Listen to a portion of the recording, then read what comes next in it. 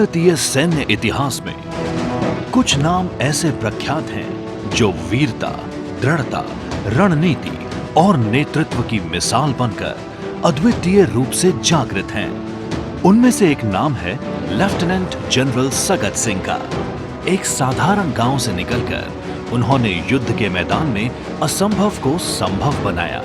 पराक्रम का ऐसा श्रेय उनके नाम है जो जरा असाधारण प्रतीत होता है।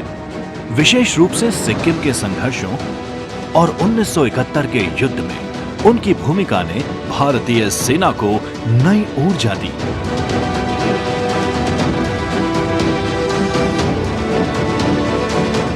नेहा जी के सामने मैं खड़ा हुआ, मैंने कहा नेहा जी, हम एक दूसरे को जानते नहीं हैं, मेरा नाम सगत सिंह है। उसने मेरा नेम बैग देखा, 3 कदम पीछे भी है।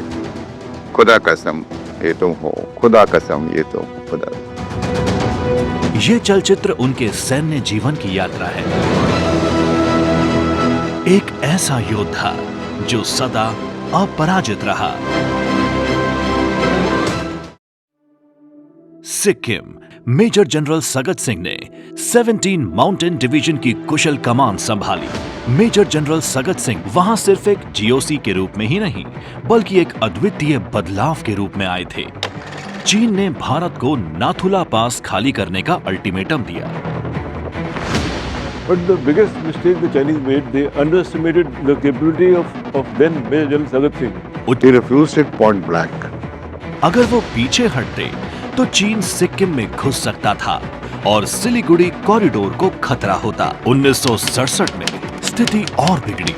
भारत ने नाथुला पर बॉर्डर के साथ कांटेदार तार की बाड़ लगाने का फैसला किया। चीनी सैनिकों ने विरोध किया, जो 11 सितंबर 1967 को नाथुला पर हमले में बदल गया। He said, "Don't worry." General Sagat Singh ने तुरंत जवाबी कार्यवाही का आदेश दिया। भारतीय तोपखाने ने सटीक हमले किए, चीनी चौकियों को ध्वस्त कर दिया। भारत ने चीनी सेना को भारी नुकसान पहुंचाया। They had something between 300 to 350 dead. That was the biggest setback the Chinese had got. After 62, it was the first time that the Chinese asked for ceasefire.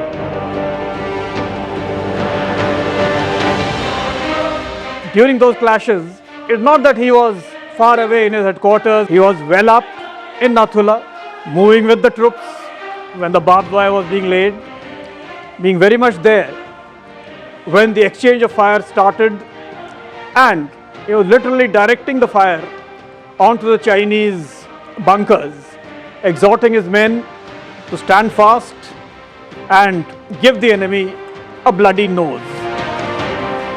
1 अक्टूबर 1967 को चोला में भी इसी तरह का संघर्ष हुआ। चीनी सैनिकों ने हमला किया। My father gave orders to evict the Chinese. General Sagat Singh के डिवीजन के बहादुर जवानों ने उन्हें पीछे धकेल दिया। And then the Chinese again came with the white flag in Chola. He wanted to attack Simbi Valley. He had main plans to attack Simbi Valley, and had he captured Simbi Valley at that time, this chicken's neck would have become tiger's neck.